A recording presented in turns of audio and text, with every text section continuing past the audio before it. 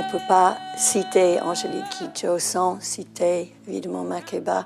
Elle chante avec cette même force, cette même joie, ce même rythme. Elle partage de la même manière. Je crois qu'il y a un chromosome caché chez les gens comme elle. Le chromosome de survie, c'est quelque chose dans l'ADN.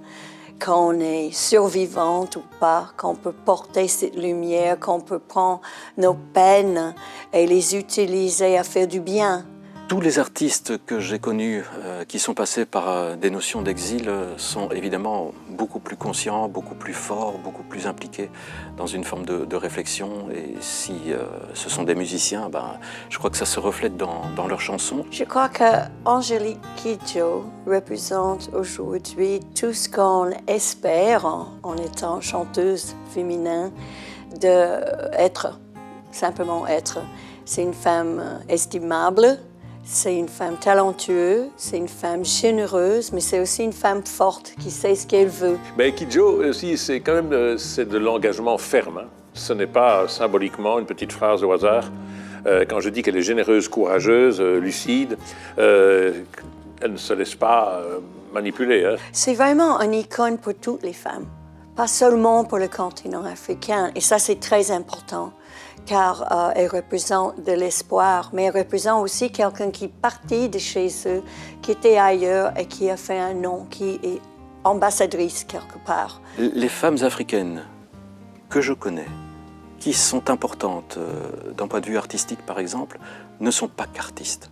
C'est à partir du moment où on a d'autres centres de préoccupation, d'autres réalités vitales, qu'on peut encore davantage s'épanouir. Kidjo est quand même un modèle. C'est toujours clair, c'est jamais partial, c'est toujours... Et elle connaît les sociétés du Nord et elle connaît aussi les engagements des gens d'Europe ou d'Amérique ou ailleurs qui s'engagent pour un équilibre de la société et l'équité du monde. Les revendications fondamentales de Kidjo de dignité, d'identité culturelle et de la participation africaine au monde, c'est fondamental. On se rend compte que tout est lié et que le futur de quelqu'un dépend d'autres personnes et qu'il y a une espèce de circonvolution, de mouvement qui fait que les choses se construisent non pas d'une façon, comme c'est souvent le cas ici en Europe, individualiste, mais beaucoup plus collective. Elle représente une force féminine qui est redoutable. Elle a ça à travers sa voix. Quand elle chante, c'est magnifique. Si sa voix pouvait sortir de son corps, ça prendrait la forme d'une déesse, je crois.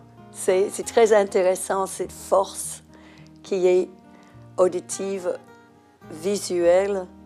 I don't know, elle nous transporte.